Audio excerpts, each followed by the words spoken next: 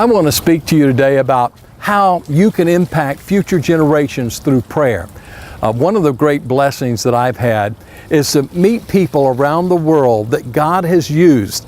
I met a dear woman in Ukraine who told me her story, and it just touched my life so much.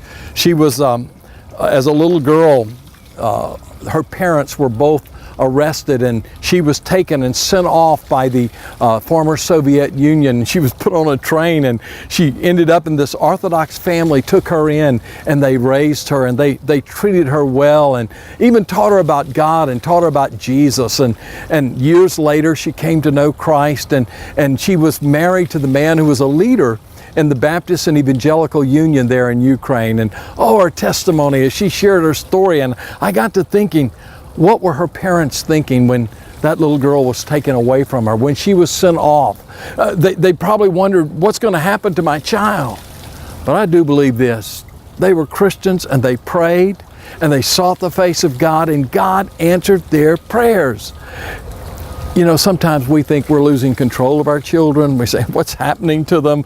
Why is this taking place? What's going to happen to them? Listen, there's nothing that will forge their future like prayer.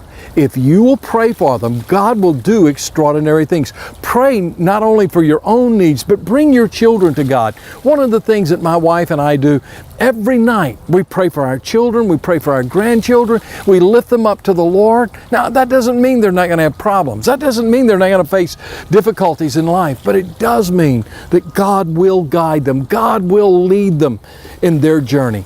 You can impact future generations. There was a woman who didn't have any children, Hannah, and she prayed and cried unto the Lord for God to give her a child, and God gave her a child.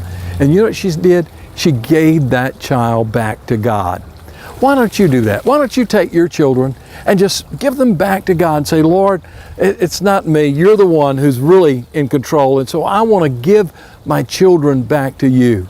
Hannah did that, and God used her son in a mighty way. And God will use your children. I don't know that it'll happen tomorrow or the next day or next month or next year, but I do know this.